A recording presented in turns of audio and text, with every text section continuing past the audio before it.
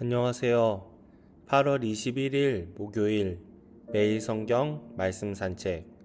오늘의 본문 말씀은 스가랴 14장 1절에서부터 11절까지의 말씀입니다. 여호와의 날이 이르리라. 그날에 내 재물이 약탈되어 내 가운데에서 나누이리라. 내가 이방 나라들을 모아 예루살렘과 싸우게 하리니 성읍이 함락되며 가옥이 약탈되며 부녀가 욕을 당하며 성읍 백성이 절반이나 사로잡혀 가려니와 남은 백성은 성읍에서 끊어지지 아니하리라. 그때에 여호와께서 나가사 이방 나라들을 치시되 이왕의 전쟁 날에 싸운 것 같이 하시리라. 그날에 그의 발이 예루살렘 앞 곧 동쪽 감람산에 서실 것이요 감람산은 그 한가운데가 동서로 갈라져 매우 큰 골짜기가 되어서 산 절반은 북으로 절반은 남으로 옮기고 그 산 골짜기는 아셀까지 이를지라. 너희가 그 산 골짜기로 도망하되 유다 왕 우시야 때에 지진을 피하여 도망하던 것 같이 하리라. 나의 하나님 여호와께서 임하실 것이요 모든 거룩한 자들이 주와 함께 하리라. 그날에는 빛이 없겠고 광명한 것들이 떠날 것이라. 여호와께서 아시는 한 날이 이르리니 낮도 아니요 밤도 아니라. 어두워 갈 때에 빛이 있으리로다. 그날의 생수가 예루살렘에서 솟아나서 절반은 동해로 절반은 서해로 흐를 것이라. 여름에도 겨울에도 그러하리라. 여호와께서 천하의 왕이 되시리니 그날에는 여호와께서 홀로 한 분이실 것이요 그의 이름이 홀로 하나이실 것이라. 온 땅이 아라바 같이 되되 게바에서 예루살렘 남쪽 림몬까지 이를 것이며 예루살렘이 높이 들려 그 본처에 있으리니 베냐민 문에서부터 첫 문 자리와 성 목퉁이 문까지 또 하나넬 망대에서부터 왕의 포도주 짜는 곳까지라. 사람이 그 가운데에 살며 다시는 저주가 있지 아니하리니 예루살렘이 평안히 서리로다. 아멘. 주님의 날에 모든 나라가 하나님께 굴복하고 하나님을 예배하게 됩니다.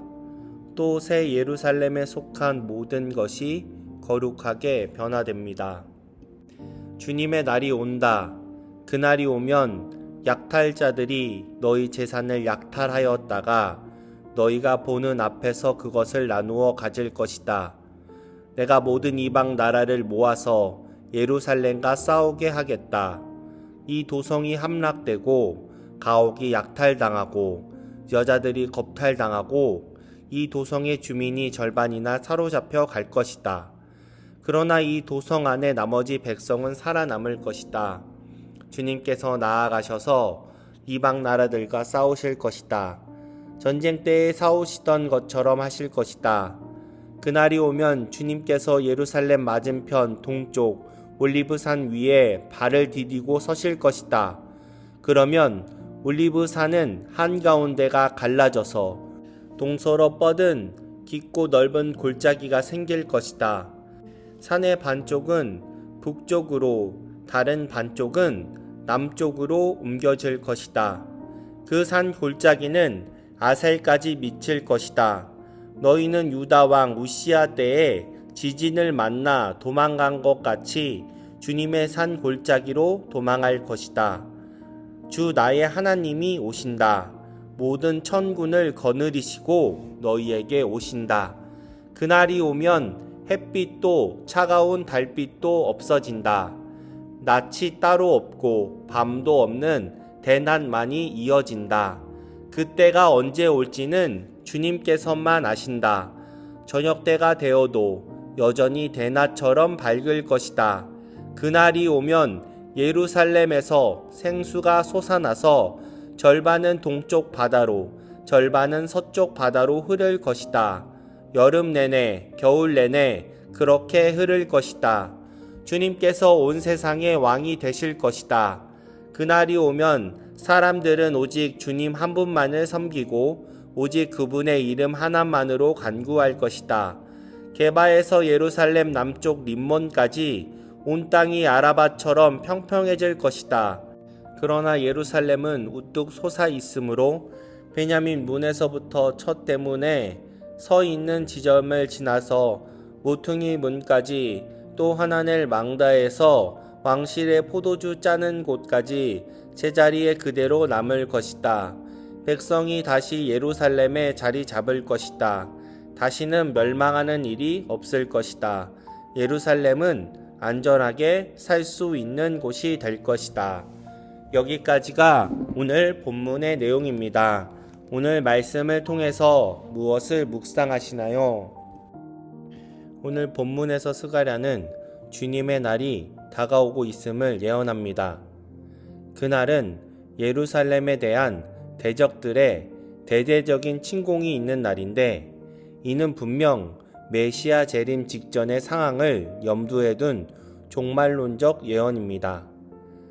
다시 말해서 메시아의 재림 직전 세상 종말의 때에 영적 예루살렘 된 교회와 성도들에 대해 사탄 및 적그리스도의 대대적인 미혹과 핍박이 전개될 것을 시사하는 예언으로 그날의 영적 예루살렘 교회와 성도들은 대적들의 공격으로 큰 환난과 핍박을 겪을 것입니다.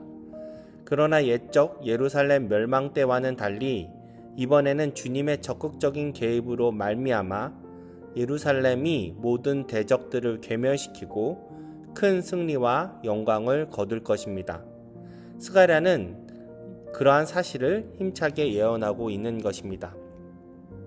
옛적 예루살렘이 공격을 받았을 때에는 그들의 죄로 인해 주님께서 그들을 함락하게 내버려 주셨습니다.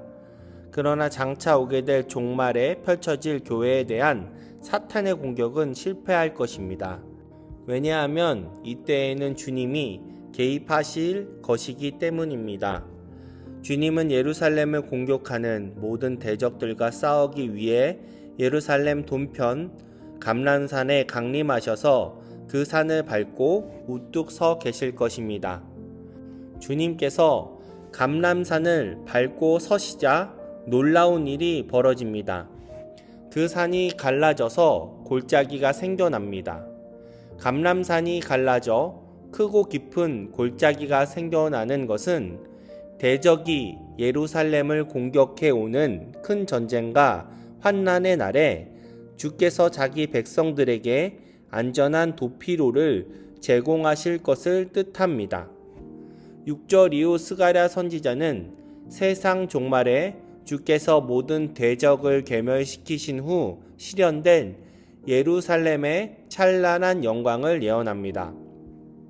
세상 종말에 주께서 강림하시면 주님 자체가 찬란한 영광의 빛을 발하기 때문에 그동안은 빛을 내던 하늘의 광명체들은 다 사라지게 될 것입니다. 그런데도 낮과 밤이 따로 없이 예루살렘을 비롯하여 온 천지 사방이 항상 대낮처럼 밝게 빛날 것입니다. 뿐만 아니라 주님께서는 감람산에 강림하시는 세상 종말의 그날에는 예루살렘 성읍에서 생명수가 흘러나올 것입니다. 그리고 그 물은 동쪽 바다와 서쪽 바다로 사시사철 마르지 않고 계속 흘러갈 것입니다. 세상 종말 그날의 예루살렘은 높이 솟은 채로 제자리에 그대로 남아있을 뿐만 아니라 그 성읍 안에서는 많은 주민들로 활기차게 붐빌 것입니다. 그들은 어린 양의 생명책에 그 이름이 기록된 구원받은 성도들입니다.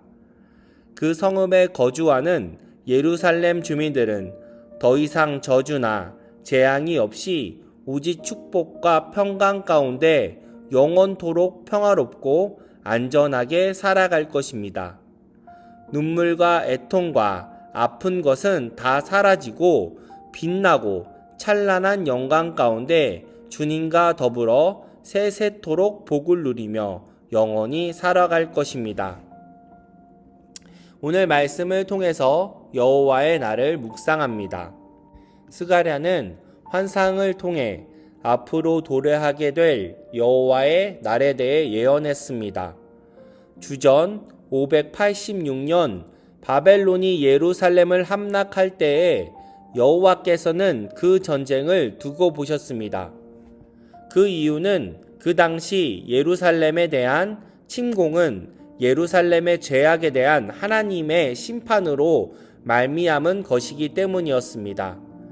그 결과 예루살렘은 대적들에게 짓밟히고 함락되어 철저하게 파괴되었습니다.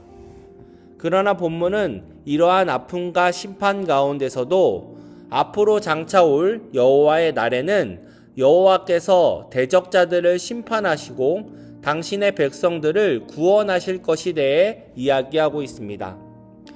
때로는 우리의 삶에서 대적자들이 짓밟는 것 같은 경험을 하곤 합니다. 이럴 때 우리는 여호와의 도움을 구하지만 모든 때에 여호와의 도움이 있지 않은 것을 경험할 때가 있습니다. 그럴 때 우리는 우리의 삶이 실패한 것만 같고 여호와가 함께하지 않는 것과 같고 무엇보다 더 이상 여호와가 나의 삶의 구원자가 되어주지 않을 것만 같은 소망을 상실한 상태가 되기도 합니다. 그러나 오늘 말씀은 이야기하고 있습니다. 비록 이전에는 예루살렘이 함락되었을지라도 그날의 여호와께서 예루살렘을 구원하시고 더 이상 어두움과 아픔이 없을 것이라고 말씀하십니다. 혹시나 심한 절망감으로 인해 더 이상 여호와의 구원의 손길을 기대하지 못하는 부분이 있습니까? 구원의 주체자가 여호와가 되어주심을 다시 한번 기억하기를 소망합니다. 그리고 그 여호와가 오늘 말씀을 통해 여호와의 날이 도래할 것을 말씀하는 것을 믿음으로 취하기를 소망합니다. 2025년 우리 공동체는 스타트 윗 지저스라는 주제로 한 해를 도전합니다. 오늘 말씀 앞에 서서 다시 한번 기억하기 소망합니다. 우리를 다음 스텝으로 무빙온 하시게 하시는 분은 다름 아닌 예수 그리스도라는 진리를 다시 한번 기억하는 우리 모두가 되기를 주님의 이름으로 기도합니다. 아멘.